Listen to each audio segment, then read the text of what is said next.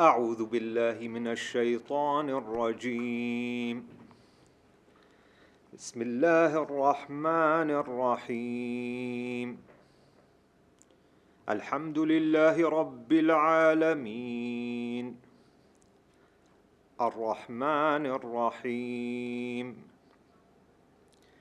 مالك يوم الدين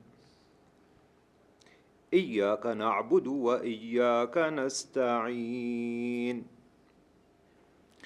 اهدنا الصراط المستقيم صراط الذين أنعمت عليهم غير المغضوب عليهم ولا الضالين.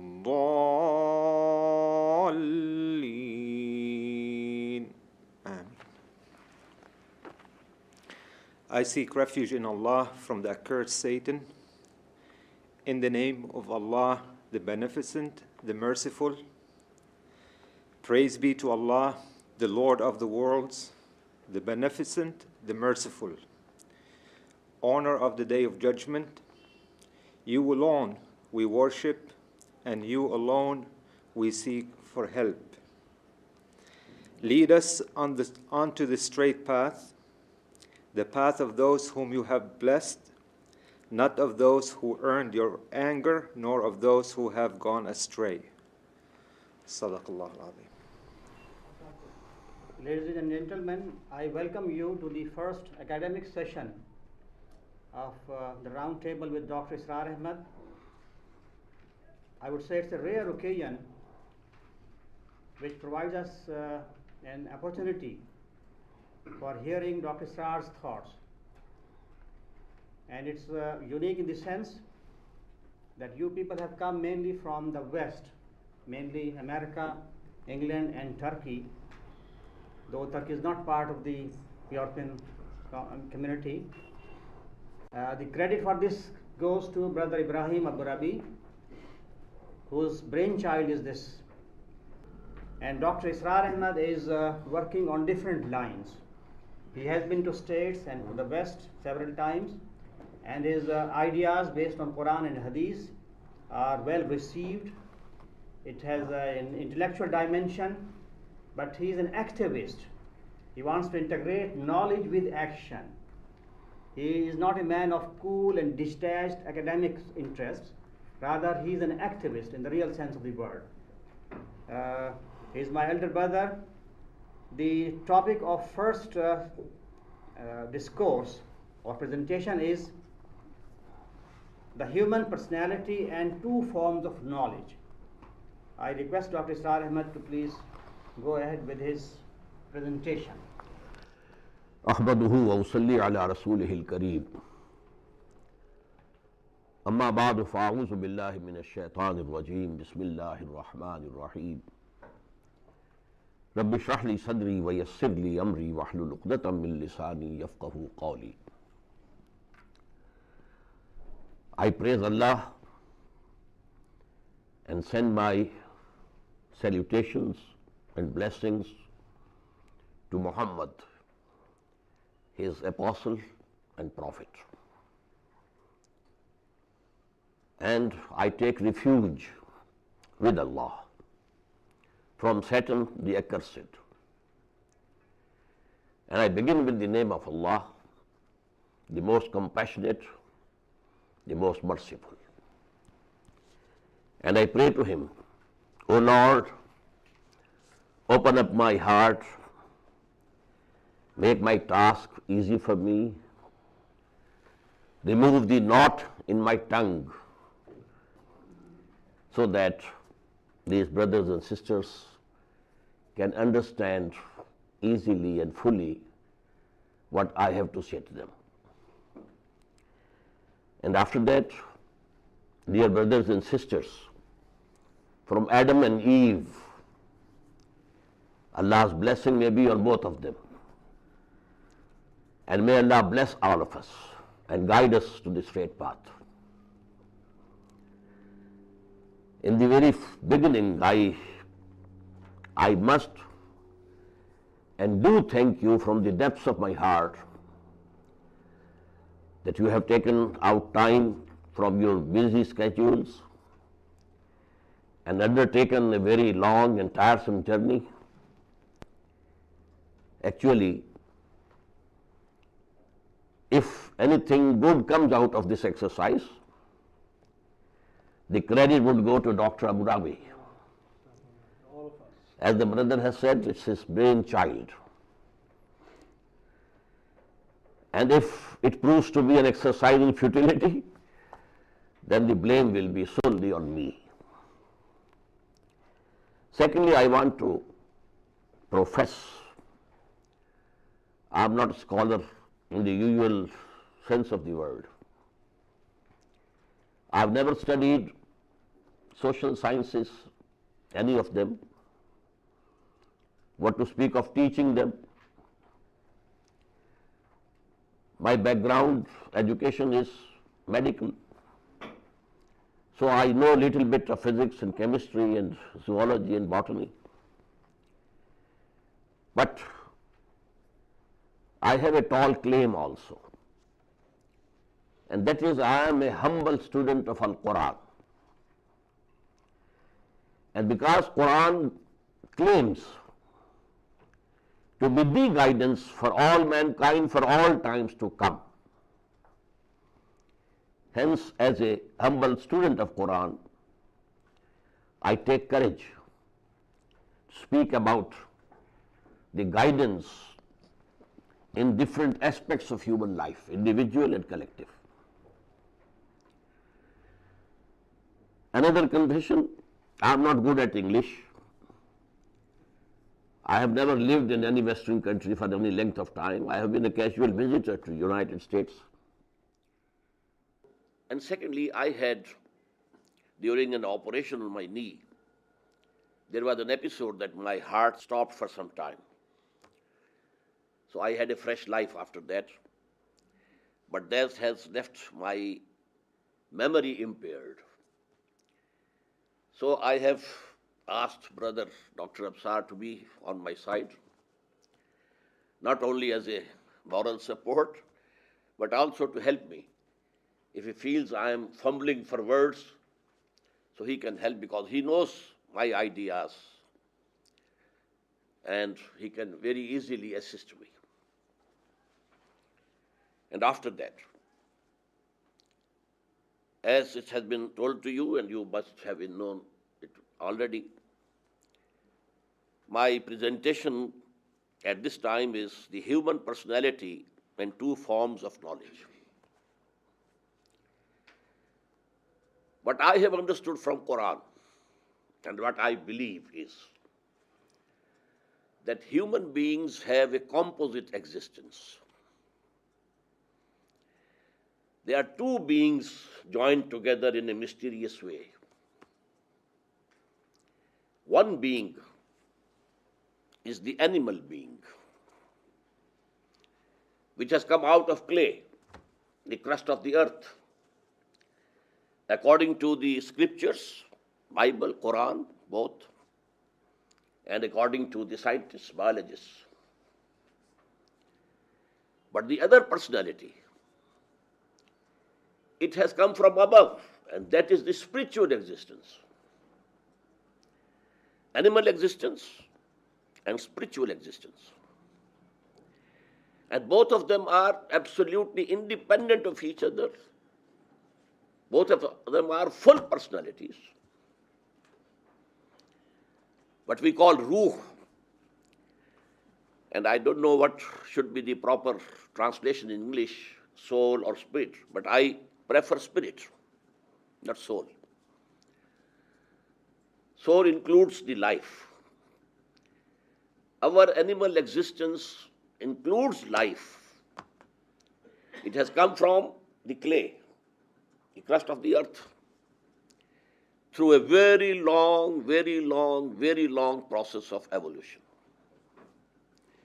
But the spirits, human spirits, are not from earth or clay or sand. Dust thou art, to dust returnest was not spoken of the soul. It has come from above. Let me say here, according to the Quran, There are two spheres of existence in this universe, independent of each other, but intertwined with each other. Quran calls them the world of command and the world of matter, world of creation. Ala lahul khalq wal amr. Amr means command, and khalq is the creation. This amr, in that sphere of amr, things happen immediately, instantly, with the command of God. And the command is kun, be, and it is, it becomes. There's no time element included in it. This is the world of command. And the other world is actually, the word creation should be applied to this second. In Arabic, we have a word ibda', and that means creation ex nihilo, creating something without anything. So that is the word of command. Kun fayakun. Allah says be, and it is, and it becomes. But the other world is the world of creation. Here something is created out of something, not ex nihilo. Man created from clay. The jinns or jinnis created from fire. The angels created from light. So there was something existing before, and from that something has been created. And in this world of creation, time factor is always involved. That is why the scriptures, and here again, I mean Bible as well as Quran, they agree that this universe was created in 6 days. And we don't know the duration of the days of God. Surely they are not the days with which we are accustomed. The days in Quran, we find 1,000 years of hours becomes 1 day for Allah. And there's another verse, 50,000 years of hours go to make a day, the day of judgment. But maybe the cosmic day, the universal day might be very long. We may call them the millenniums. But time is always involved.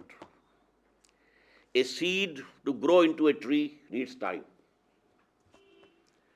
The human embryo to become a full human being needs time.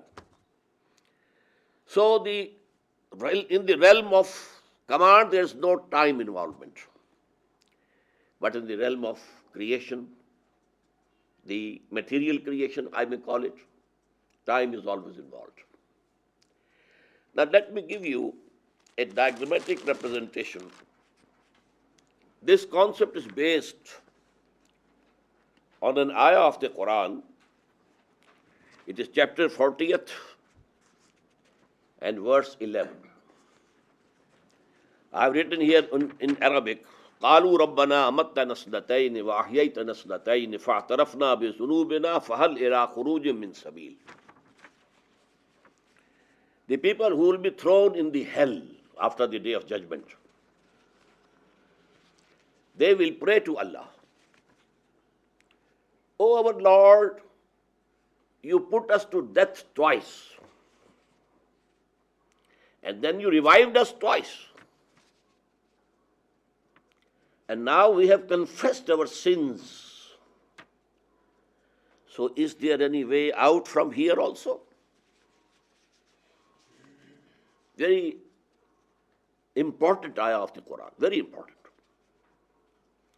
Although some similar concepts are given in other ayahs also, but this is the most important, central ayah regarding what I am going to say. starting from this extreme left, creation ex nihilo, in the realm of command, were the spirits of all human beings, much before the creation of this universe, material universe, much before that. This material universe started from the Big Bang. I agree with it. But this period is pre-Big Bang. The command, the big command of God, kun, it took the form of light, subtle light, without any heat, without any motion. And from this light were created the angels and the human spirits, all human beings from the first Adam till the last son of Adam. These arwah. In hadith we find the words, al-arwahu junudun mujannada. They were like armies, all human beings. The spirits of all human beings were created at that time. And all the angels were created. Still, the time and space complex had not split. Time was not there. You may call it absolute time. No serial time was present at that time. And there was no motion in that light, subtle light, no heat. And from this light were created, as I have told you, all the human spirits as well all the angels. And this is, the bold line. This was our first life, as spirits only, no bodies. But then, during this life, Allah took the covenant from those spirits of human beings. Alastu bi rabbikum? Qalu bala.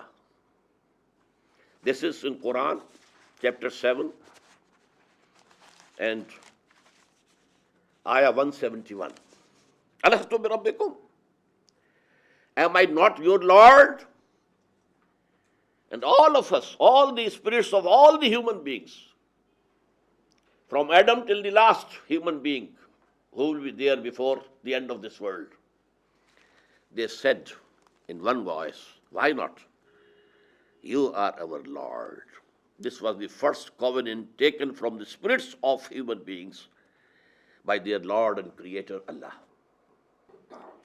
But then they were put to sleep. This was the first death. Put to sleep. We may say, put in some cold storage.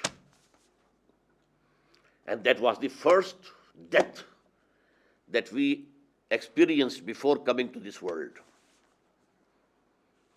And now, after the Big Bang started the material world. And this Big Bang was another kun, big kun. Here let me quote from the Gospel according to St. John. In the beginning, there was Word. And the Word was with God. And the Word was God. Whatever has been created is through this Word. This word kun, Quran has given us the proper word. Be, and it is. So that was the first creation. But then we were made to sleep or put in some cold storage. In the meantime, this Big Bang, another, big kun of Allah subhanahu wa ta'ala. And it took the form of small particles, very minute, but very hot, and running away from each other with a speed. And from this, Quran tells the self-conscious creations were the angels and the human spirits. Now, another self-conscious creation, and that is of the jinns or the jinnis, I think you call it. And Quran tells they were created out of fire. That was after the Big Bang of the physicists. Then, to cut a long story short, there were galaxies were formed and planets and stars. And then some planets started to cool down. Our planet Earth cooled down, there was crust, and gases came out of it. And from them, water was created. And there, for thousands of years, there was rain and rain and rain. And because, by shrinking of the crust of the earth, there were mountains, there were deep oceans. And for that stage, Quran says, Kana arshuhu alal ma. The throne of Allah at that time was on water. In this world, there was nothing in this planet except water. And this water then separated from each other due to the shrinking of the crust. There are the mountains and there are the seas and the oceans. And from the interaction of water and clay started the life on this planet. From a single cell to the most evolved Homo sapiens, it might have taken millions of years, yes. But then Allah subhanahu wa ta'ala selected one Homo sapien. It was the animal of man. Still he was not human. The animal existence is coming from the earth. But then Allah blew into him, into one of the selected people from the Homo sapiens, the spirit which was there waiting in the cold storage, which was asleep. It was revived. And now we have a human being having a body coming from below. In this diagram, this is earth. And this is coming through evolution, the Homo sapien. And then that ruh, that spirit, which was asleep, and Quran says, which was under death, that has been blown into this. And now he becomes man, human being, composed of two distinct entities. Body, or I should say better, animal being, body plus life. Ruh and spirit is not life. Life is there in the dogs, in the cats, all the animals. Even in the leaf of grass, it's living. So life is something else. And that spirit of God, we find it in Quran at two places, very clear terms. Quran says, فَإِذَا سَوَّيْتُهُ وَنَفَخْتُ فِيهِ مِنْ رُوحِي فَقَعُوا لَهُ سَاجِدِينَ. It's chapter 15, ayah 29. And again in chapter 38, ayah 72. Ayah, I mean verse. Actually, I don't like these translations of surah is surah, not chapter. These are not chapters of Quran. The word chapter has its own connotation. It's not applicable to the surahs of Quran. In the same way, the word verse has its own connotation. It's not applicable to the ayat of Quran. But for the English speaking people, we have to use those words. So maybe you find I say sometimes surah and sometimes chapter. So in Surah Al-Hijr 15 and verse 29 and Surah Sad which is number 38 and the verse 72. فَإِذَا سَوَّيْتُهُ, Allah had said to the angels before the creation of Adam, when I have completed the creation of this man, Bashar, وَنَفَقْتُ فِيهِ مِنْ رُوحِي, and then I have blown into him from my own spirit, then you bow down before him in prostration. فَقَعُوا لَهُ سَاجِدِينَ. So the animal of human being, Homo sapiens you may call it, it was an animal, not man. But in the last of Adam wa Nuhan, Allah chose one of that species of Homo sapiens, an individual, and blown into him the spirit. In these two verses, Allah calls my own spirit. But what we mean is the spirits which were very close to Allah, very close. The pre-Big Bang era of this creation. So Allah blew that spirit into it. And what will happen then? Then comes another death. We live here, this is our worldly life, which we mistakenly think that this is the life. This is not the life. This is one phase of our life. And this is the second life. I told you, we had the first life only as spirits. After that, creation ex nihilo. And during that, the covenant was taken from us. Alastu bi rabbikum qalu bala. And then we were put to sleep or put to death. Then we were revived. And there is a hadith which is very important. I have written down in Arabic. This is one of the most authentic ahadith tradition of the Prophet sallallahu alaihi wasallam. In ahadakum yujma'u khalquhu fi batni ummihi. Every one of you, his creation takes the form in the womb. Arba'ina yawman nutfatan. For 40 days it's nutfa, a speck. Summa yakunu alaqatan misla zalik. Then again 40 days as alaqa, something hanging from the wall of the uterus. Summa yakunu mudghatan misla zalik. And then it becomes like a piece of meat which is chewed. So these go to make 40 plus 40 plus 40, 120 days in the womb.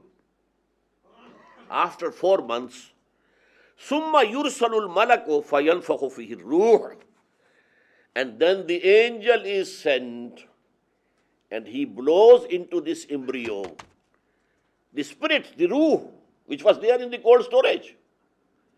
And now he is a human being. Before that, the embryo was living. It was not dead. Even the spermatozoon is not dead. The ovum coming from the mother is not dead. They are living organisms. And for these 120 days, it was living, but it was animal existence only. But then, when this spirit has been blown into it, joined together, we don't know how. Up till now, we don't know how life is attached to our body. What's the point of contact? Life. What is life? It is connected with which organ of ours? We don't know. So this combination of animal being plus the spiritual being, we can't say how it is. But it is there, the two animal being and then the spiritual being. Then what happens at death? What came from the clay goes to the clay. Whether you burn the dead body, incinerate it, or you just bury it, whatever you do, it goes. From where it came, it goes back. But the spirit, and not only the spirit, the essence of the life of this individual, along with that spirit, goes to God. You know, there's a very important ayah of Quran which we recite whenever something bad, some calamity occurs to us. Inna lillahi wa inna ilayhi raji'un. We belong to Allah, God. We have come from Him. Who's that we? Not our animal being, but our spiritual existence. Wa inna ilayhi raji'un. And we are going to return to Him. What happened at death? And this is now the second death. I quoted the ayah, Rabbana amatta nasnatain. You put us to death twice. Once when we were spirits only, you put us to death. And then, when we were born in this world of matter, along with the body, again after some time you put us to death. And this is the second death. And now will come the day of resurrection. That will be second revival. Amatta nasnatain wa ahyaita nasnatain. You put us to death twice, and then you revived us twice. And after that, now I have given so many lines why. Now the human beings will be separated into different groups, either to hell or heaven. And again here I write to eternity. But I have put a question mark. According to the general and orthodox belief, the hell and heaven both are eternal, eternal, eternal, never to end. But there have been some scholars. Interestingly, two scholars who are dead against each other, Ibn Arabi and Ibn Taymiyyah, they both think that the hell will come to an end at some time. Very long period, very long period, very long period, but it will come to an end. But the heaven will remain forever and ever and ever. And from among our mystics, they say that these arwah of the people who are in heaven will eventually go and merge with divinity, with the person of God. But these two things are not the main concept or belief of the Muslims. It is hell and heaven both eternal. So now one point more, and then I proceed to the second point. These two beings of human being, the animal being, body plus life, and a spiritual being, they are absolutely independent of each other and full personalities.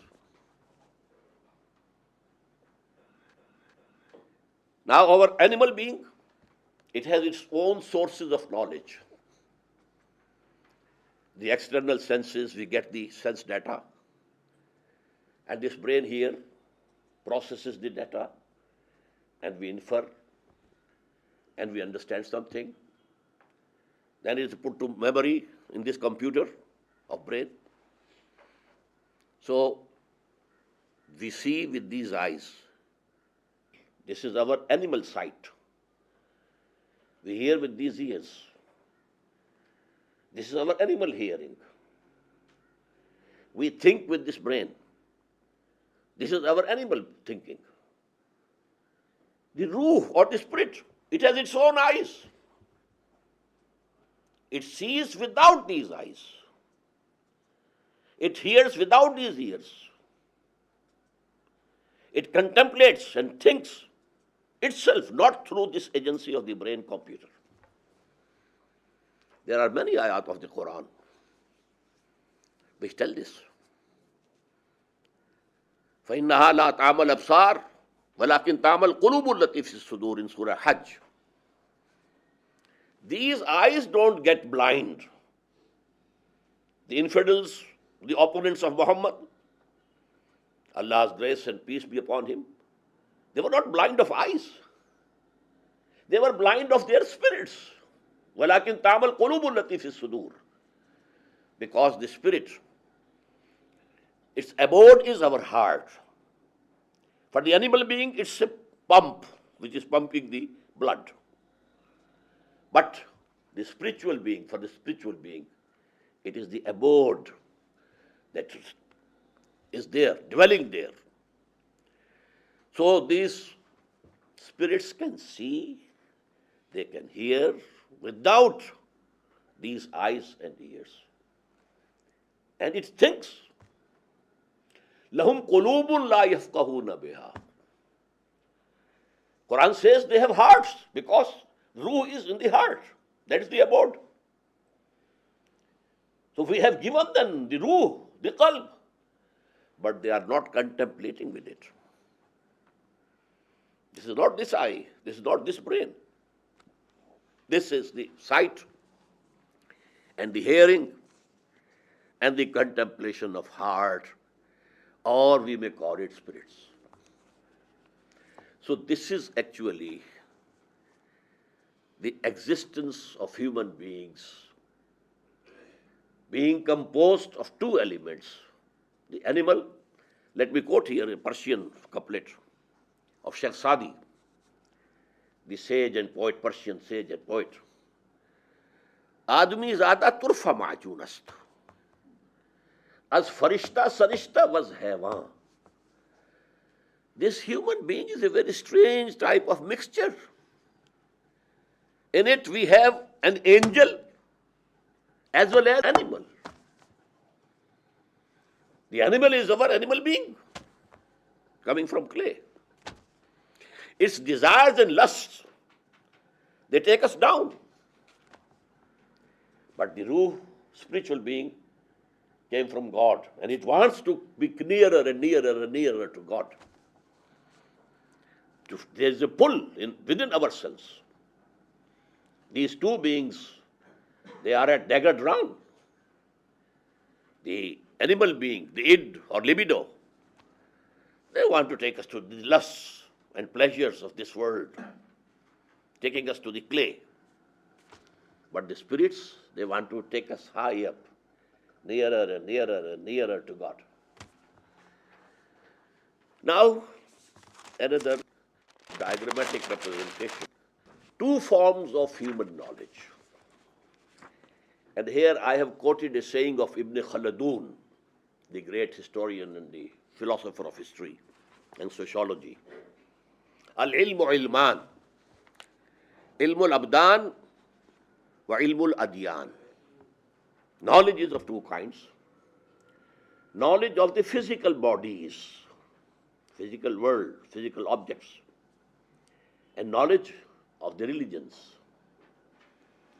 I have only quoted it here. I don't mean exactly what he says. What I mean is that human knowledge has two sources. One is the animal source, other is the spiritual source. As animal beings, I have written down ilm bil hawas plus ilm bil aql. Sensory and empirical knowledge and knowledge through reason, aql, intellect. These two go to make knowledge of the physical objects, and to this I call acquired knowledge. Man has acquired this knowledge. He saw something, he heard something, this sense data went to the brain, computer, it processed and checked with the previous memory, reached at a new conclusion, and then put it to the memory again. And this way, step by step, step by step, step by step, this acquired human knowledge has now reached a very, very high position. But this can be divided into two. Names of the objects knowledge of the physical bodies. And number two, philosophy. To try to know the reality as a whole. This knowledge, with our external senses and our intellect, it was creeping with a very low speed, step by step, step by step. Except for the last century, I may say, there has been an explosion, a very big leap, very big leap. But before that, we were going step by step. But human mind, from the very beginning, also tried to contemplate the total reality as it is. And for that, this philosophy came into existence. Now, Quran says that when Allah created Adam and He appointed him as vicegerent on earth, He taught him all the names. All the names. Allama Adam al-asma kullaha. There are more than one explanations of these words of the Quran, but popularly, and I believe in it, it means the knowledge of the material objects. Total knowledge was given, endowed to Adam. And then it exfoliated step by step, step by step. Potentially it was given to Adam. Just like, a seed contains the whole plant or the whole tree in it, potentially. But then it slowly comes up. 2 leaves appear and then go on, go on, go on. It becomes a full tree.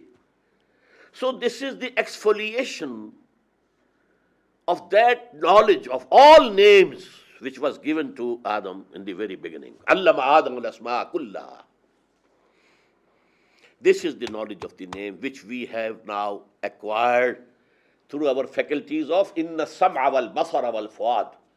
Sam'a, basar, and this computer, brain computer, which processes the sense data. Through this we were creeping. Whosoever saw for the first time a rock fell on another rock, and there was a spark of fire. Whoa! And then he tried himself. A rock striking against the other rock, and there was fire. So fire was invented. First form of energy that human being invented it. He must have been a very big inventor. Very big inventor. There was no form of energy before that. And so on and so forth. So this is Allama Adam al-asma'a kullaha. Main field of this knowledge is science, physical sciences. Philosophy is not the main field, but it was a necessity with the human beings to have some idea of what is this universe. Who am I? Where from I've come? Where I'm going? What is knowledge? What is evil? What is good? We should know. So this was the urge due to which the philosophers, the sages, they contemplated. And we have different forms of philosophies and ideologies, and etc., etc. On the other side is the given knowledge, revealed knowledge. This is not earned by man. This is not acquired by man. This cannot be got by any person through his own will. No. It is bestowed by God. And the purpose of this is guidance. Guidance. You should remain on the straight path. Don't go astray. You will find, at every step, the path is bifurcating. One is going to the right, the other is going to the left. Which way should I go? So this guidance And in Quran, in the same fourth section of Surah Al-Baqarah, Surah 2, section 4, in the beginning is mentioned Allama Adam al-Asma kullaha, and in the end, فَإِمَّا يَأْتِيَنَّكُم مِّنِّي هُدًى فَمَن تَبِعَ هُدَايَ فَلَا خَوْفٌ عَلَيْهِمْ وَلَا هُمْ يَحْزَنُونَ. Go and take charge of the earth. Now you were created as vicegerent on this earth. But know it, my guidance will be coming to you from time to time. Whenever my guidance comes to you, whosoever follows that guidance, he will have no reason to grieve or sorrow or fear. But whosoever will deny our ayat, our guidance, they will be the people of hell. And there they will abide forever. So this second knowledge is knowledge of religious truths. Knowledge through heart and spirit. This knowledge is not through these ears. The revelation heard by the prophets was not through these ears. It was through the ears of the heart, the ruh. فَإِنَّهُ نَزَّلَهُ عَلَىٰ قَلْبِكَ. It goes directly to the heart, not through the intervention of this ear, this animal ear or animal sight. No. It is knowledge through spirits or heart, because these two words are synonymous, because that is the dwelling of spirit. Now these have two forms. One type of revelation, we call it, is protected, and it is immune from error and satanic influences. That is the wahi which came to the prophets. No satans, no jinnis, not even the animal self of the recipient of wahi, of revelation. His own animal instincts cannot indulge here. And this is verbal revelation, recorded in the scriptures, in the books. We believe in Torah, we believe in Bible, Gospel, we believe in Quran, and that is the last message, the final message, the most complete guidance for all times to come for the whole of humanity. So this is protected. Another form of wahi that we may call, this actually, the first one is, we call it wahi jali, very apparent or lightning wahi, which has been coming now because the institution of prophethood has come to an end in the person of Muhammad sallallahu alaihi wasallam, which used to come to the prophets. The other is inspiration. Inspiration. The first one comes through the angel, Archangel Gabriel. He has been bringing this revelation, prophetic revelation, to the chosen people from among mankind. Inna Allah astafa Adama wa Nuhan wa ala Ibrahim wa ala Imran ala al-alamin. Allah chose Adam and then Nuh and then Abraham and then the progeny of Abraham. And he has been sending his wahi through Archangel Gabriel to each one of them. This is the manifest, we may call it, wahi jali, very apparent, protected, and put in scriptures, in books. The other one is the feeble, we may call it, feeble, a sort of hidden wahi.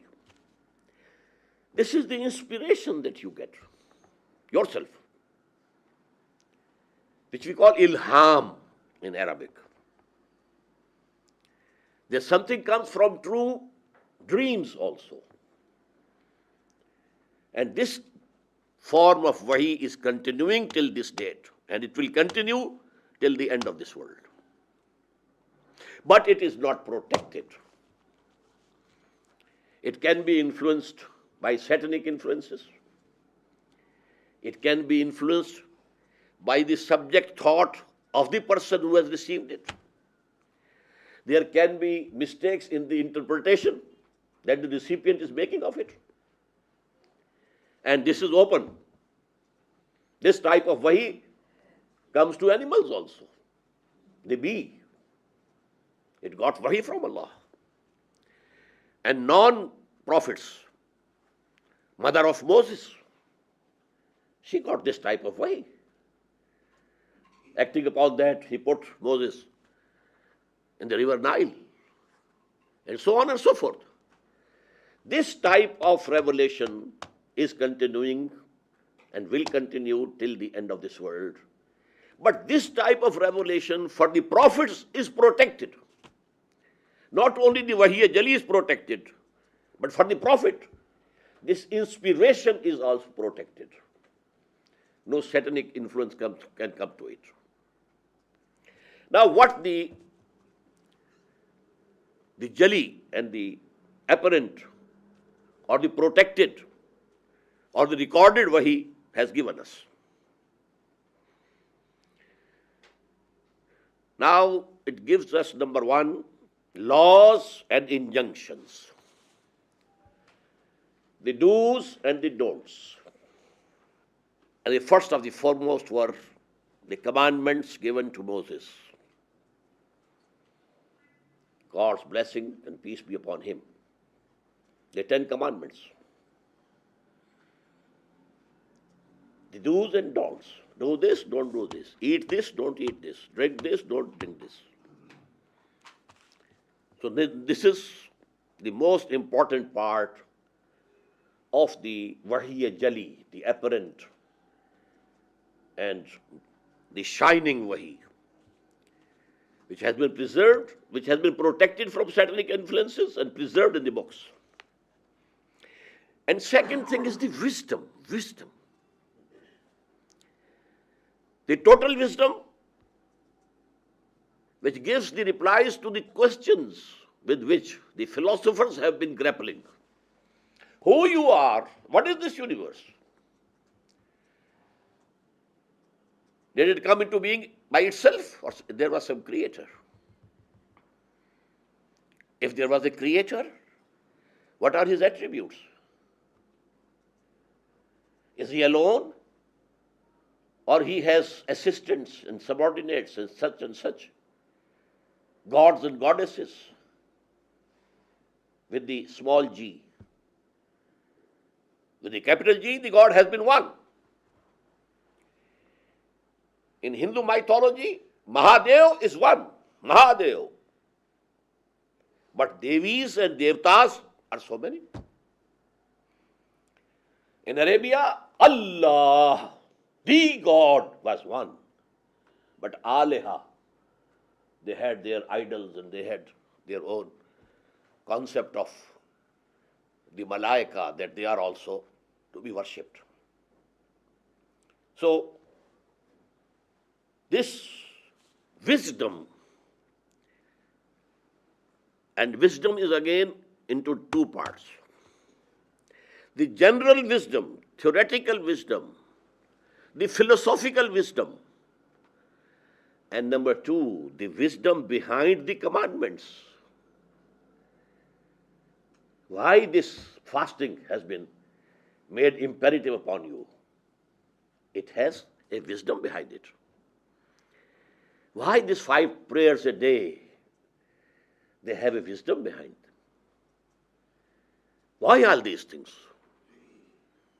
So wisdom of the commandments and wisdom regarding the philosophical questions and quests of human beings.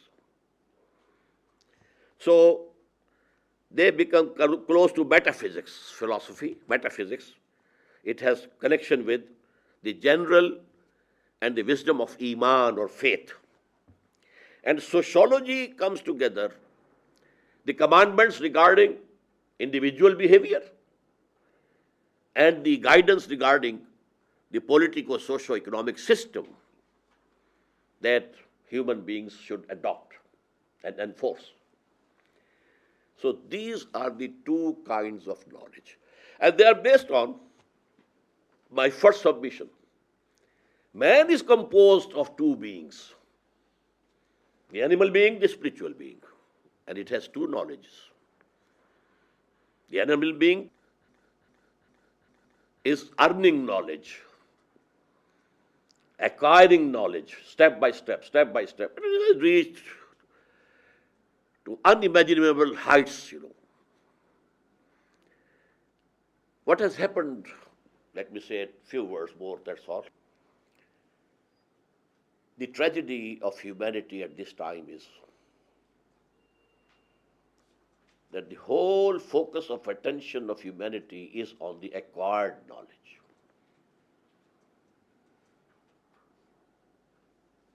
It has just discarded, put the revealed knowledge away. No attention to it. Had all this scientific and technological development been supplemented alongside with that, the spiritual knowledge, there would have been nothing bad. But now what had happened is, we have closed one eye of ours. Believe. We don't believe. Maybe. Can't say for sure that there is God. Maybe there is one. But the universe is very much here. We must apply our intellect to understand this universe. We can't say whether there is some human soul or spirit also. Maybe there is some. But the body is very much here. So we have to look after it. We can't say whether there is any life after death. We can't say. Maybe, but we can't say. But this life is here. It is real. So we have to focus our attention to this life. In this way, for those of you who know the word Dajjal and the Antichrist in the West, that big human catastrophe which is going to come. One-eyed Dajjal, according to our traditions. And that is one eye. Allah gave us two eyes. The spiritual knowledge and the material knowledge. We have closed one and opened the other to the extent, extreme extent. This is the calamity. Now our knowledge has become destructive. Humanity is fearful at any time. Any accidental war can start and which can wipe out life from this planet. The good old planet Earth. It can happen. Lastly, Allama Iqbal's philosophy is called the philosophy of self, khudi. One of his disciples, he asked him, what's the source of your philosophy? Is it from Nietzsche or Bergson or some other person? Sayyid Nazir Niazi was one of his disciples, so to say. Iqbal said to him, okay, come tomorrow at that time and I will dictate to you. He told us in one of our Quran conferences that I was very glad that the poet of the East will dictate to me the source of his philosophy of khudi, philosophy of self. So I went there very happily. But he said, take out Quran from that shelf. I became frustrated. I thought he will say, take out some history of philosophy book, Quran. And he said, that is Surah Al-Hashr, It is chapter number 59 and the ayah is 19. وَلَا تَكُونُوا كَالَّذِينَ نَسُوا اللَّهَ فَأَنْسَاهُمْ أَنفُسَهُمْ. Don't be like those who forgot Allah. And Allah, in return, made them forgetful from their own selves. وَلَا تَكُونُوا كَالَّذِينَ نَسُوا اللَّهَ. Don't become like those who forgot Allah. And what was the punishment for that from Allah? فَأَنْسَاهُمْ أَنفُسَهُمْ. He made them forgetful of their own self. Now, what is that self? Is any human being forgetful of the needs of his animal body?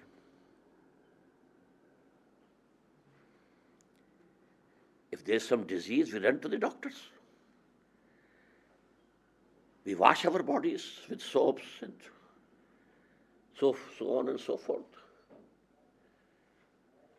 Who is forgetful of his body, his animal being? So what is that self which human beings forget, ignore?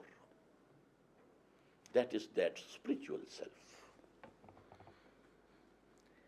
And let me quote finally.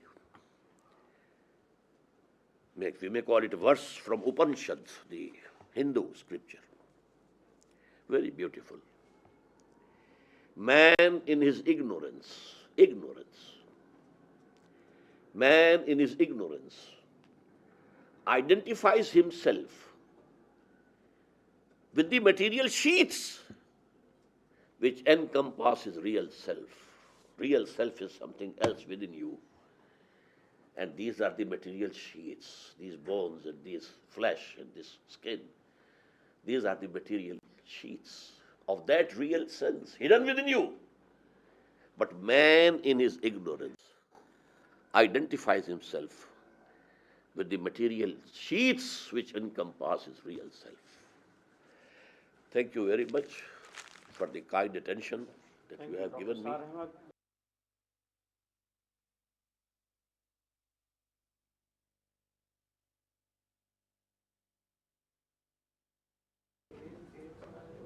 Bismillah ar-Rahman ar-Rahim. We are starting our question answer session. As you have heard, Dr. Israr Ahmad has covered a vast area bearing both on ontological position of man and epistemological questions. It's a vast area. He has very briefly touched everything. And now it's your time to question him. I hope you will not needle him, because he's not a philosopher. He is a medical practitioner, switched over to spiritual healing, as I say generally. But of course, he is a scholar of Quran. He has studied Quran very intensively, very closely. This is a gathering of multi-religious people, community from different faiths have come here, and we should meet in an ecumenical spirit and try to understand each other's point of view. Let me start by saying what a delight your presentation was, and how clear it was, and how much I appreciated it. And there are so many questions I would like to ask, but I'm very aware that there are others who want to ask questions too. So let me just pick one, and that was I was interested in the way in which you reconciled the story of natural selection and Darwinian evolution, appropriately modified, with the Quranic insights about human anthropology. And what surprised me a little bit is that my impression is the vast majority of Islamic thinkers are very suspicious of the sort of ideological baggage that Darwinian evolution has in the West, and view it therefore with a lot of suspicion, and are often very, very critical of it. But you seem to be quite happy to talk about the fact that certainly the animal, human, did evolve from, animals, and it was in some point in that process we were given a spirit. And how do you find that? Do you find you have a lot of sympathy in the Islamic world for these positions, or do you find that you are often criticized for them? Thank you very much. Firstly, please note that I do believe in evolution, but not in Darwinian evolution. Evolution is something else, and the mode through which it has taken place is something else. The struggle for existence and the survival of the fittest and natural selection, and that automatically changes one species to another, this is wrong.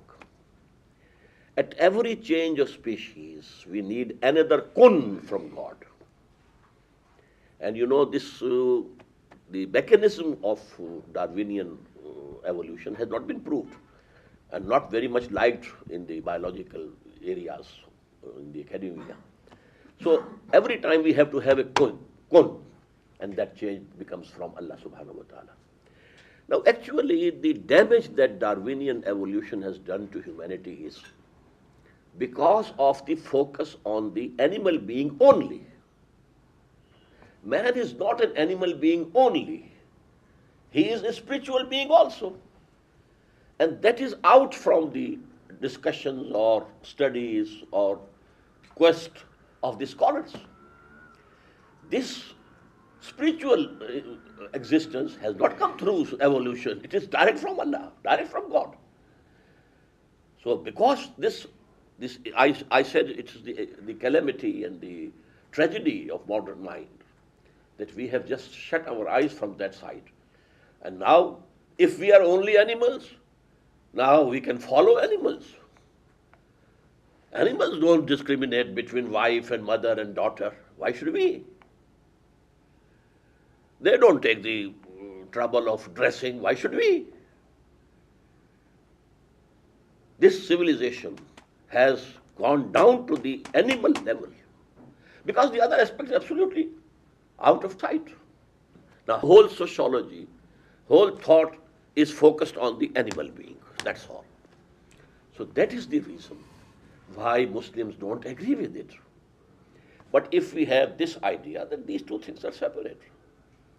This animal being has come through evolution, but for every change in the species was due to another new fresh command from Allah subhanahu wa ta'ala. Kun. And so it has happened. Your interpretation of the origin and the birth and the development of the universe, it was very interesting. And I think very beautifully and logically you weave the creationism with evolution. I have a couple of questions. One is that you talked about three forms of creation: man, jinnis, and angels. Three forms of self-conscious creation. Yes. Okay.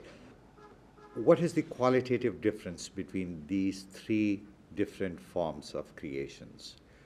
And in your view, what different roles have been assigned to them, or what different capacities they have to perform these roles?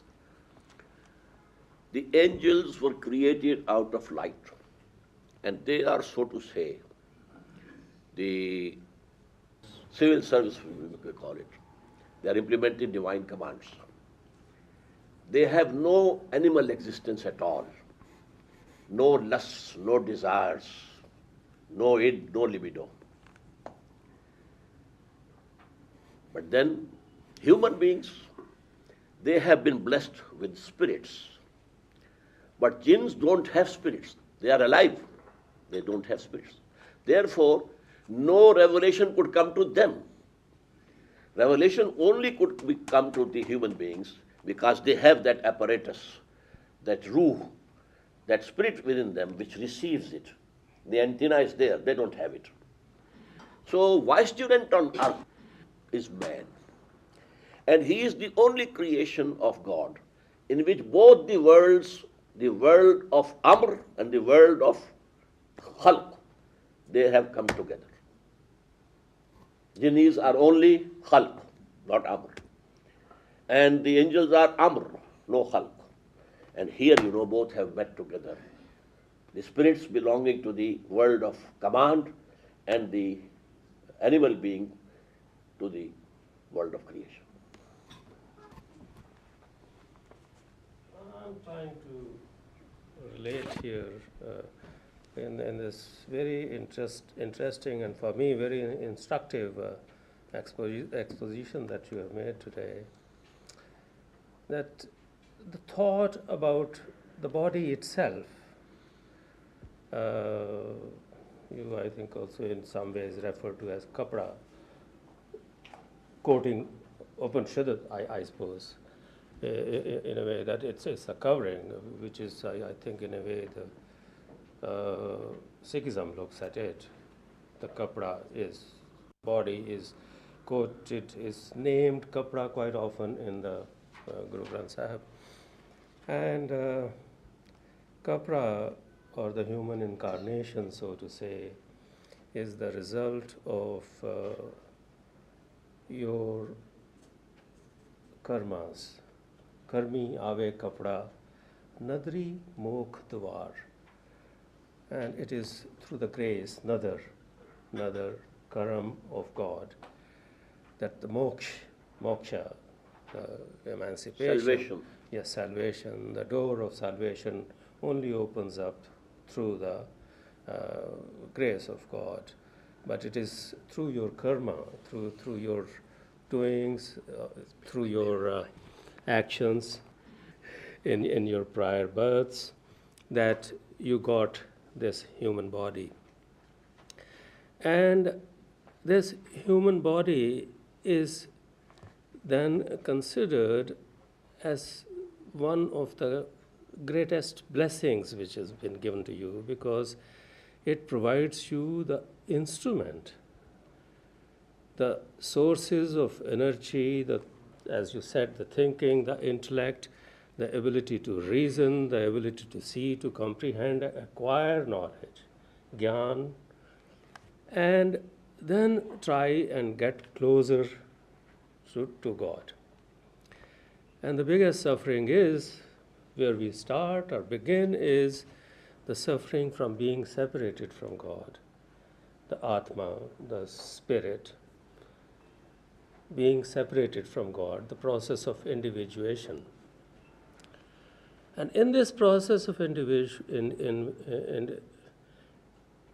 individuation, the thing that comes up as the main obstacle in our ability to reunite with the eternal spirit is the so-called home, or which, once again, I go fully with you when you say that surah has to be called surah and not a chapter, because home, I think people have tried to translate it into I amness or id or ego, or I was even impressed by the use of word khudi by Allama Iqbal.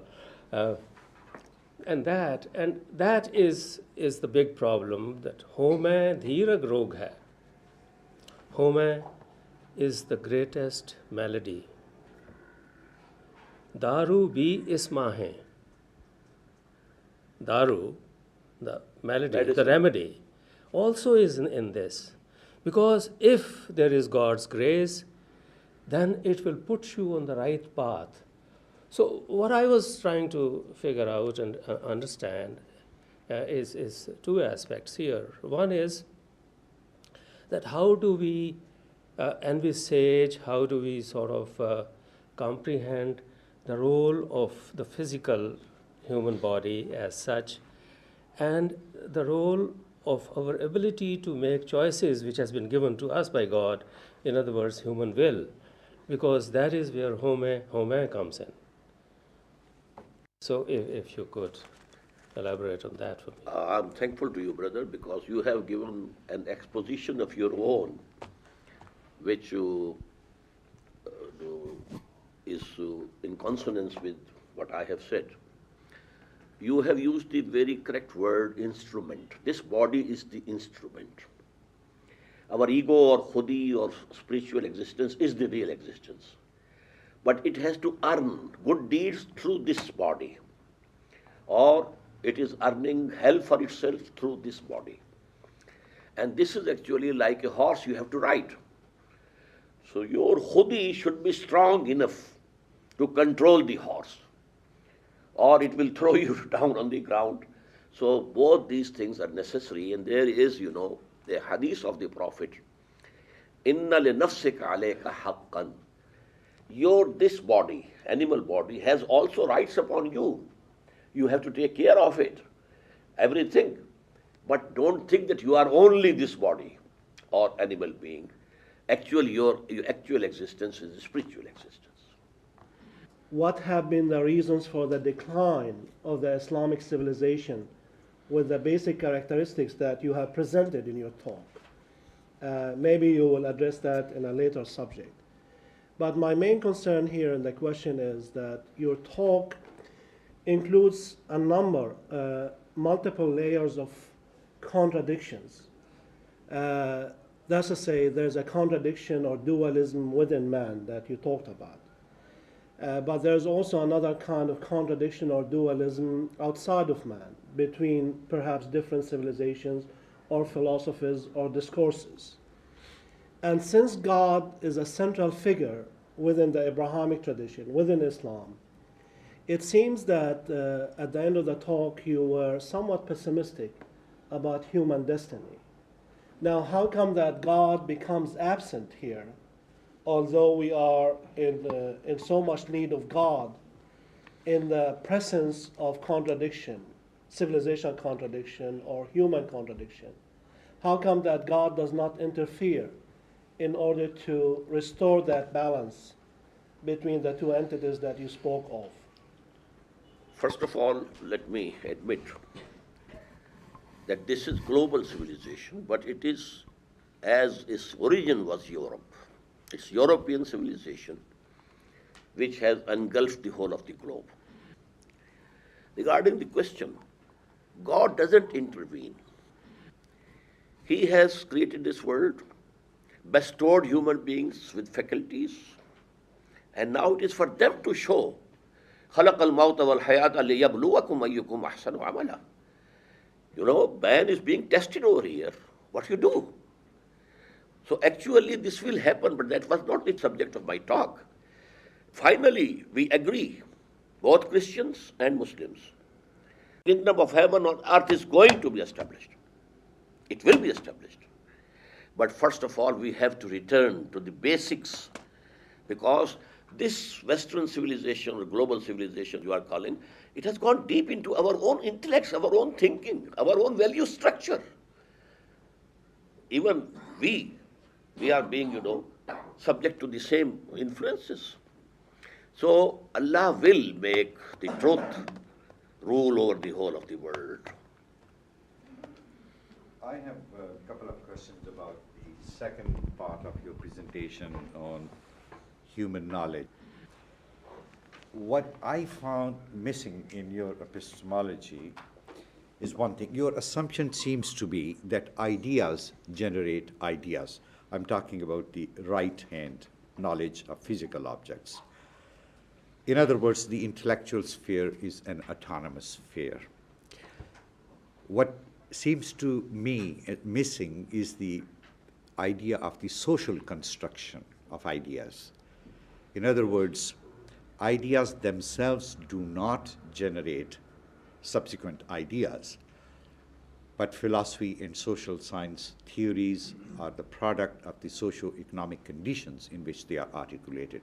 Would you accept that position? Yes. Going to the left side, then I'll ask the other question. Actually, what I said was that this acquired knowledge, mostly it is the science, knowledge of these physical sciences and then technology, and that is the main subject today. It's the focus of human attention. But because man wanted a total knowledge also, and he needed it, how to behave in this life, and he needed some philosophy. And along with that, I should have added, and I have on that diagram, the social sciences. And you have to generate them, and you have to build them, and then you have to live by them. Yes? Going to the left side, you have one box, it calls recorded and open revelation. In Islam, I would assume that you mean that open and recorded revelation is contained in the Quran, right? Yes. Would you also include hadith?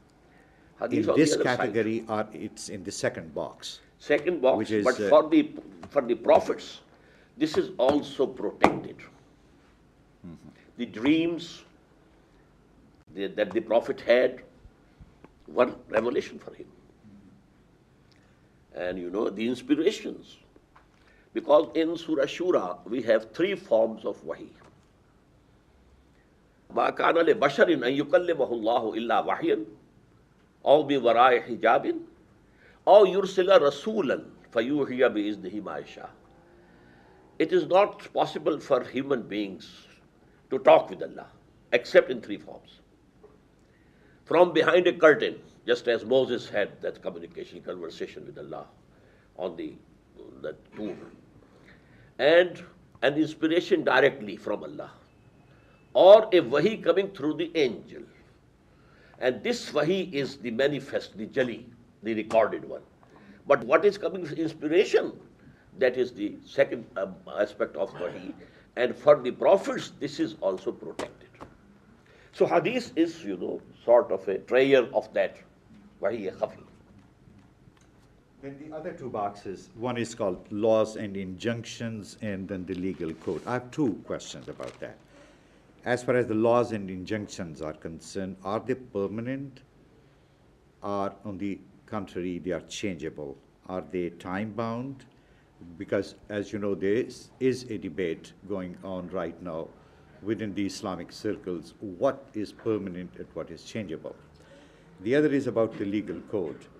Is this legal code directly revealed, or is it derived from revelation? In other words, is it a human construction that is based on revelation, or is it directly derived from revelation? You mean Sharia? Sharia, yes. What was the first thing? The first was is it permanent or It is changeable? permanent, and that's actually connected with the finality of the prophethood. These laws were kept changing. The law of Moses was something else. The law of Muhammad is somewhat different. But when humanity reached its puberty regarding this intellect, then the final prophet came. And this is for all time to come. This is final, permanent, and till the end of this world.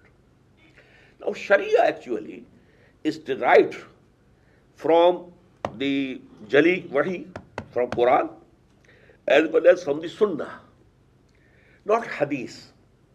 Sunnah is the practice of the Prophet. And we have 2 sources of Sunnah. One is the continuity of the practice of the Muslims. The companions saw the Prophet and followed him, and then the Tabi'een saw the companions and followed them. So this continuity is coming. This is one source, a bigger source of Sunnah. And the other is Hadith. So these are the 2 permanent sources of Islamic law, Sharia, Quran and Sunnah. But then there was ijtihad. Actually, I have to talk about this subject when I talk tomorrow about the political structure of Islam. So this ijtihad, that is in changing conditions. When we have new problems, then we have to make ijtihad, keeping ourselves within the parameters of Quran and Sunnah.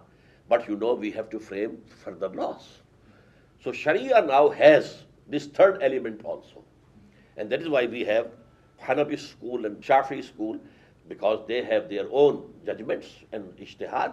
And now Quran and Sunnah and ijtihad, they go to make one Sharia. I have a question. In fact, maybe I have misunderstood about the case of Talim Asma. Now, this Talim Asma is the name of the things which is on earth, or the names of the God? For us to understand God, to know God, because the basic thing that we have been sent to this world is to know God, to have knowledge of God. So to my knowledge, I knew that Allama Asma here means the names of God, rather than being the names of the things on earth. Yes, brother, actually when I was talking about that, I said that there are more than one explanations of this. So one is which you are presenting. The other is that the asma and names of the prophets to come, that man has something good in him also, although he will make fasad and there will be bloodshed through this human beings. But you can see there will be Moses, there will be Jesus, there will be Muhammad sallallahu alaihi wasallam. So this is another opinion. But my opinion is the one which I have presented. This is the knowledge of the material world. We know something and name it. Okay. Is the knowledge of material world different than the asma of God, or attributes of God? When we think, because God, in fact, creates things, and then we know the things. No, this universe is, because this is connected with the evolution is as well. the shadow of only one name, and that is Khaliq, Al-Mubdi', Al-Badi', that's all. But this universe has so many things that we have to know them and we have to name them. Every science has its own terminology. Unless you know that terminology, you can't understand their science. So I think this terminology and names of things.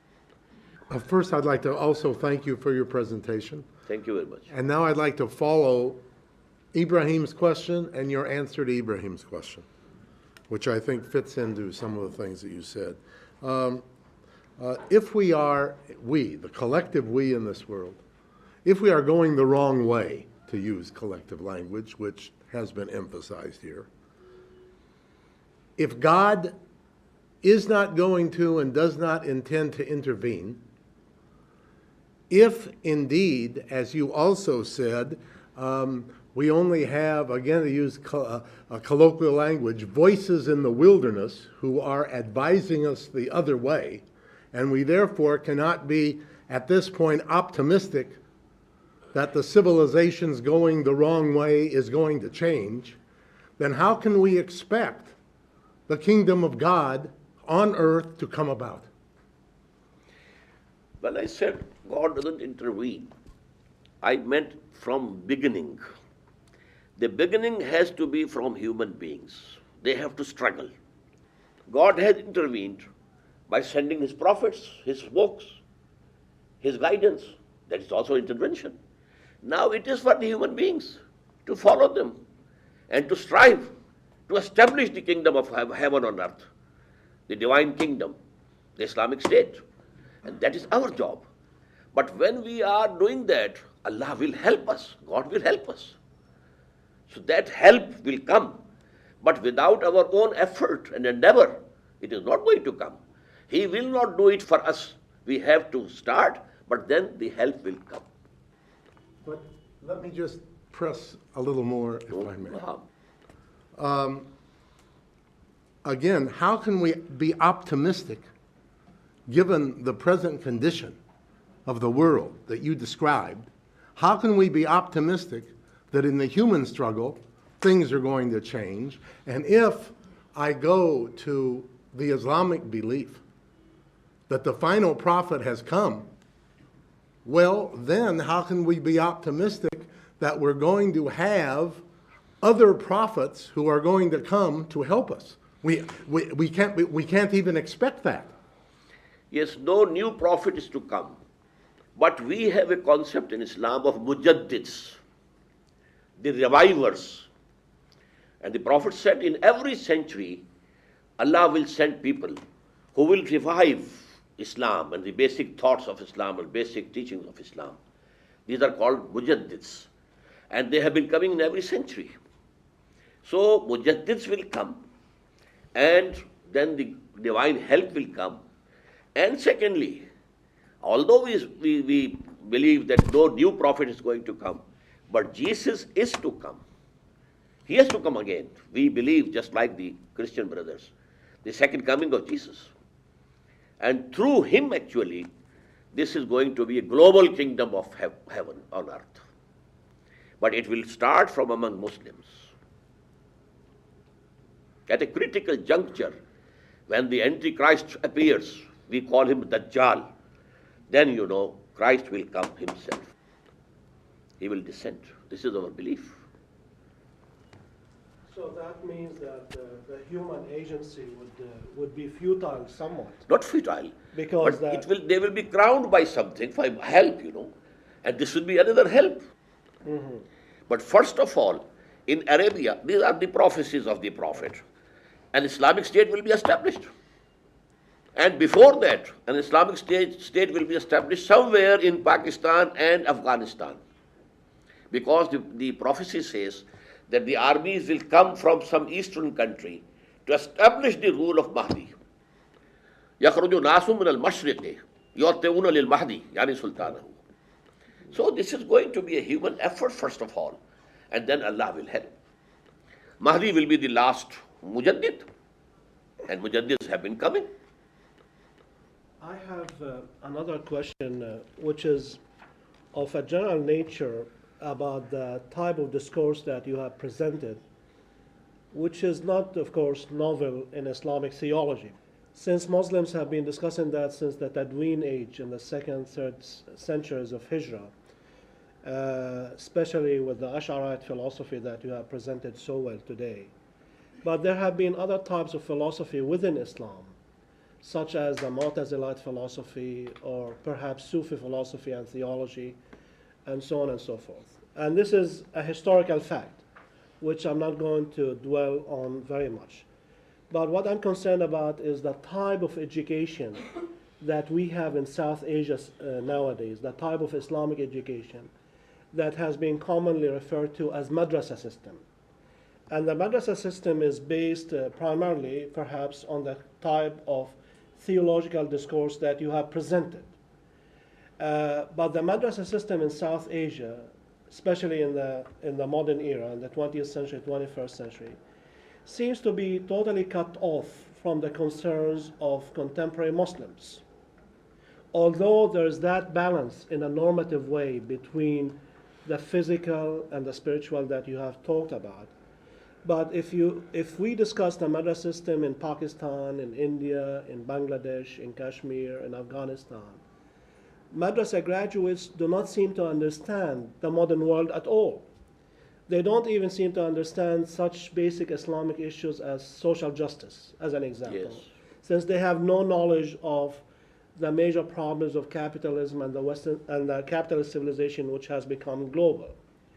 And therefore, the question is, if we believe that the normative discourse that you have presented is the correct discourse, but in actuality it is cut off from life, it is alienated from life, then the question is, how can we establish bridges between this discourse and the contemporary needs of the Muslim world? Actually, this madrasa system was devised to produce legal experts of Islam and the magistrates and judges on the Muslim governments. It has some relation with hadith, but mainly it is fiqh. So actually, we should say this is out of the context, it's gone away. Now we are producing only Maulvis who can lead prayers in the mosques, who can give you fatwa about very small things, that's all. Because when Islam or Muslims degenerated, Islam didn't remain a deen, it became a mazhab. Now, if the Britishers were ruling over here, the law was the British law, civil code, penal code, and so forth. What was the job of the Muslim ulama? Leading prayers and teaching people how to say prayer and how to keep fast, and that's all. And this part of our society has become accustomed to this part of deen only, and that is mazhab, and not Islam. And they are not very much concerned with Quran. So we have to bring about and establish an educational system based primarily on Quran. So you're saying that the ulama in, let's say, Pakistani society are not concerned about the Quran? I think that is not included in their courses. Very small part of Quran is included in their courses. They are more concerned with hadith and fiqh. Mm-hmm. I think that there is a larger question about the status of the ulama in contemporary Muslim societies, specifically in South Asia.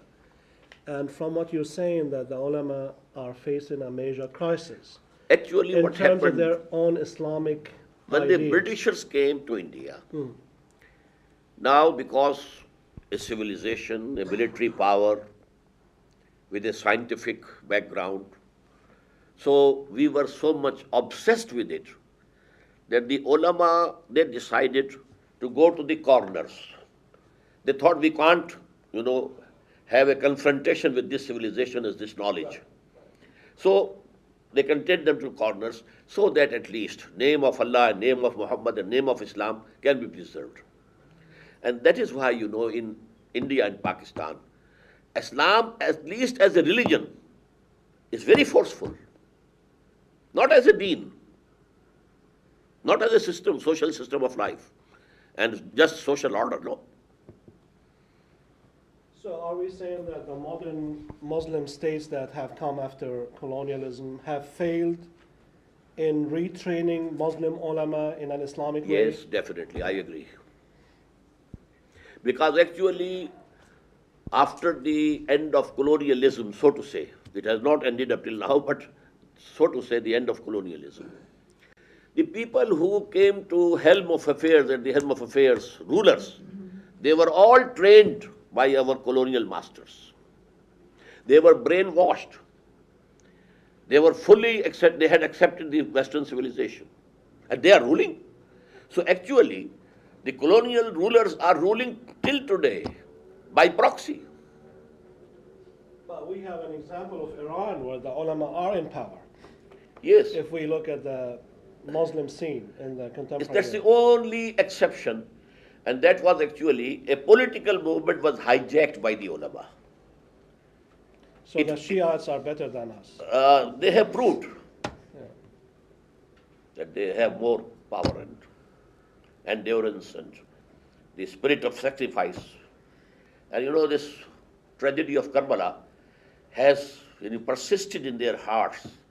So this, to lay down, the virtue of laying down your life, it is within their bones. What I do see here is a very altruistic underlying theme of the emancipation of the whole mankind as a part of the evolution or the development through the development of the individuals. And I'm trying to relate this to a pluralistic setting.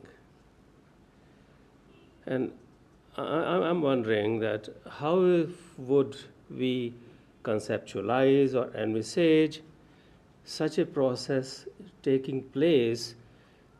Would it be only through the acceptance of this, or would it be through a process of bringing the various thoughts together and somewhere emphasize and find a paradigm which really moves the humanity forward, the totality of humanity forward? And in that process, I see that the role of change and acceptance of change will be a decisive factor. Now, how do we relate this entire concept in its more global setting and possibly the global future? Because if you look at the demographics, I think there is a considerable amount of problem inherent in the whole kingdom of God emerging. Yes, Brother Nidmal, truth is one. And the true deen is one. And we have to propagate it. But for that purpose, we have to emphasize not the dogma or the creed, but the system of social justice, which is the need of all humanity. For 300 years or 400 years, humanity is in search of some just social order. From kingdom, kingship, and these lords and barons and etc., there was French Revolution. But it culminated into capitalism. So there was another revolution, Bolshevik Revolution. It has failed because it was not divine guided, the straight path. In reaction you go to other extreme. So that was extremist. So now again we are back to capitalism and liberalism and secularism and so on. But there will be another step in which humanity will go. But for that purpose, at least in some one sizable country on the globe, we must establish that socio-politico-economic order of Islam so that people can see with their own eyes, this is Islam. What we have been fighting against was something else. This is Islam. So that is the answer to all the questions humanity is facing today. And that is why now America, when they say we are not against Islam, they are saying true. They accept Islam as a mazhab, as a religion. And it comprises of three parts. Some creed, or dogma, beliefs, some forms of worship, some social customs, what to do with the dead body and how to solemnize the marriage and how to celebrate the birth of a new baby, etc., etc. Well, you can have any belief. You can come to America, buy a synagogue, turn it into a mosque. You can come to America, buy a church and turn it into synagogues. We have no objection. We are ready to embrace you, but not the political socio-economic system. That is ours. It will remain ours. We don't accept any divine revelation or divine guidance regarding these things. Now, what was the point of difference between USSR and the Western world? For half a century there was going Cold War, but what for? The political socio-economic system. Otherwise, the Russians and all these countries, Eastern European, they were also Christians. And Western Europe and America was also Christian. There was no fight of creed or something else. It was the system. So whosoever is gaining by this capitalistic system, he has to protect that system anyhow. And he will have to go to any extent to guard their interests in this world. And they fear Islam only as a political socio-economic system, not as a mazhab, not as a religion. They can keep all the religions at par in America, yes. You can make a Gurdwara, you can build there, go there. And Hindus can build temples and go there. Whatever you do. But nothing doing. Our secular, liberal, and then our capitalistic system. Can I just come back to this chart for a moment and perhaps pick up on something which we have touched on, and that is there are many texts in the world, many texts, many books in the world which people claim to be infallible. Conservative evangelicals such as George Bush and others would talk about the Bible in those sorts of ways. Certain Jews would talk about the Torah in those sorts of ways, the Bhagavad Gita, Tripitaka, and so you can go on. Can you just clarify, how do you know which is the book which is protected and immune from error and satanic influence? How do you know which book has that status? That has to be a historical research. Quran throughout 14 centuries has remained as it was. Bible has not. There were revisions, changes. Ahmad Didat, he has this subject, specialized in that subject. Regarding Torah, the Jews also believe that the real Torah is no more there. It was destroyed or buried in the tunnels under that Temple of Solomon in the year 587, when Nebuchadnezzar had invaded and demolished that temple. So I can say this thing about by Torah and Injil only. Regarding the scriptures of the Indians, they are not sure who were the authors of the Upanishads, who were the authors of the Veds. They are prehistoric type of things. But Quran, is in the light of history, full light of history. One other question about this chart, and that is, do you have any sympathy? There are some in Europe who argue that the rise of science, the rise of scientific learning, needed to emerge from a theistic and religious framework, because of course it's the assumption of faith that the world is ordered, which makes it possible for people to investigate it. So do you have any sympathy that actually you need religion to create the possibility of science? I think this hypothesis is historically wrong. The days of the Muslims, the Abbasids, they had the background of Islam and science, mathematics, all these things, medicine, they flourished. We got those things from Greek sources and from Indians, developed them, and we had the background of belief in God and religion. And we transferred it to Europe through the universities of Cordova and Granada and Toledo. But because, the rule of Pope in those days in Europe, which had prohibited science and philosophy both, that had created an anti-religious sentiment among the masses. So when science started developing, it had that anti-religious color in it. That is the real cause. At superficial level, there seems to be a contradiction between science and religion. But I think what you were saying was that there is a continuity. The fundamental, foundational, philosophical assumption of science is that life in the universe has an order. And this is a religious truth. So science built on that metaphysical idea and tried to find out the nature of order in the universe.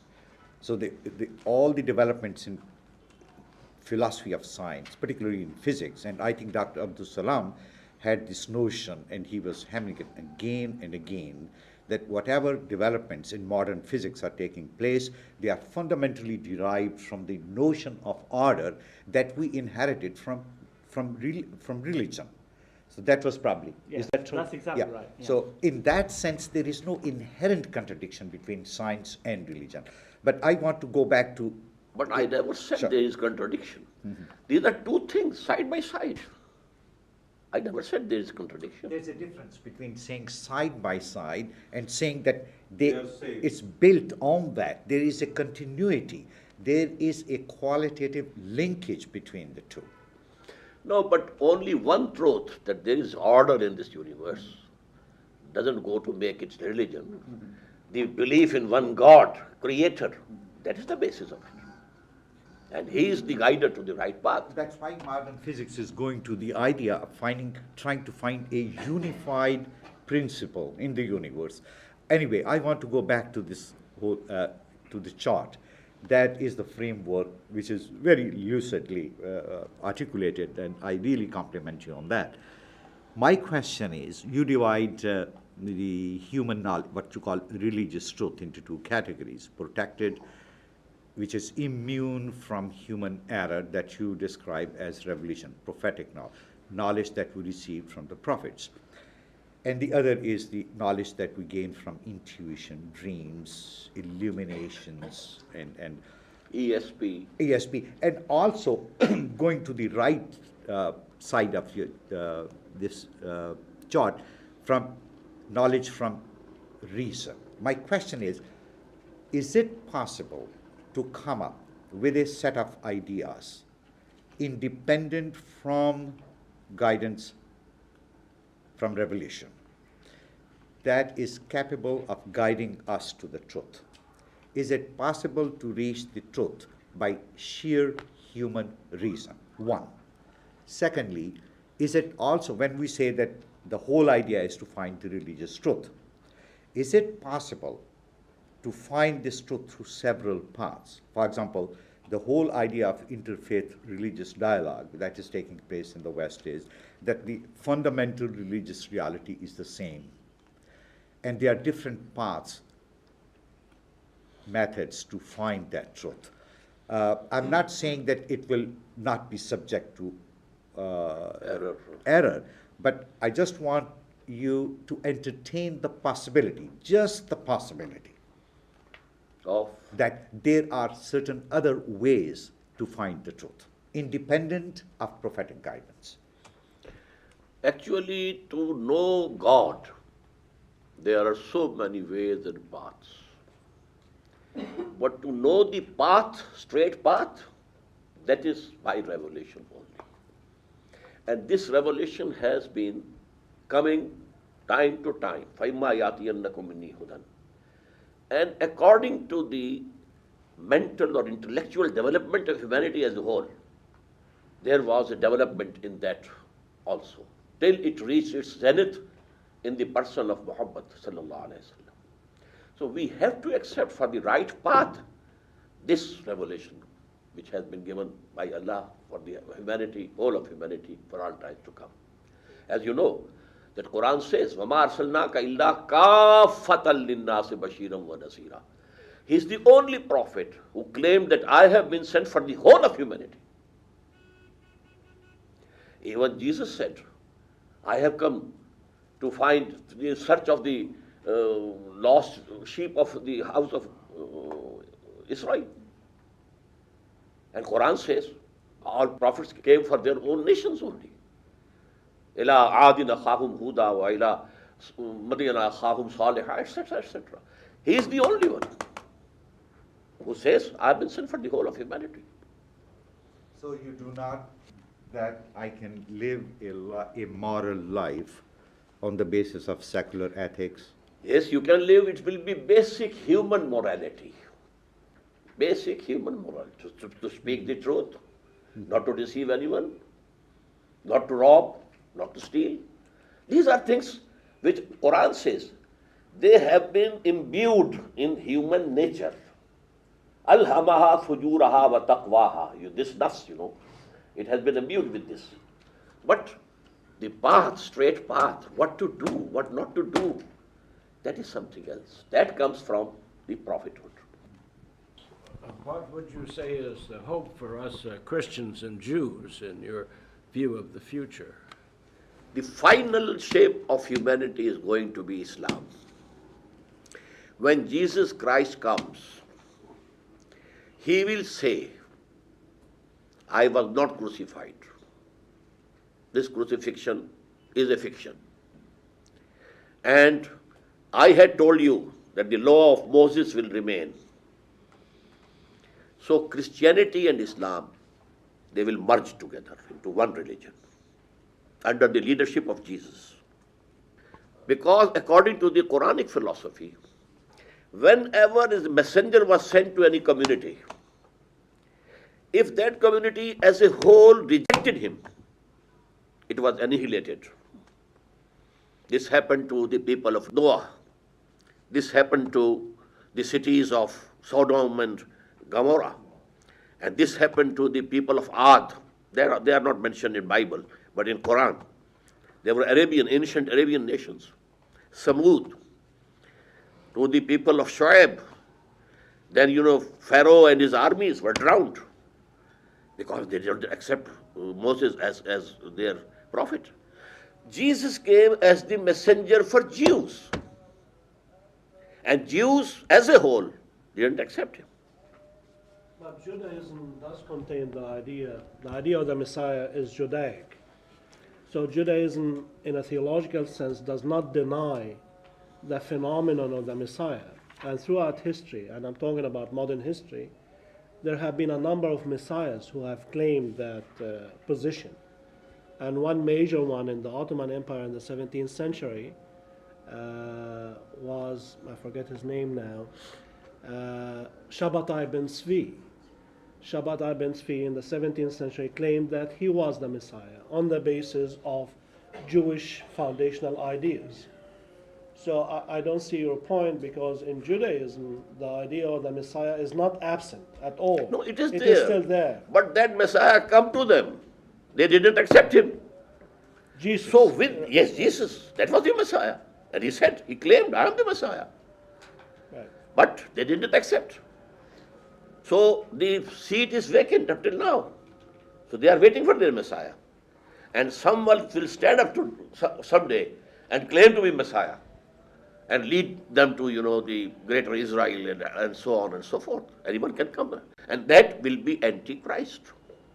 I think also we are too far away from the basic subject. Now, you said that we have two forms of knowledge. We have? Two forms of knowledge. Yes. Okay? But what about the source of knowledge for Islam? I mean, what sources that Islam accepts that true knowledge comes to us? Both knowledges are true. No, I mean, This is the knowledge of this universe. And universe is the creation of God. so is one source. And that is why all the physical phenomena are referred to in Quran, ayat of Allah. They are the signs of Allah. Yeah. So actually, Quran to us is the word of God. And this universe is the work of God. And there's no contradiction between the two. So they are same Yes. in one sense. One is coming from Kalam, the other one is coming from. Because I said, Allama Adamul Asma Kullaha from God. So this all scientific advancement is from God. Okay, we are now again to the subject.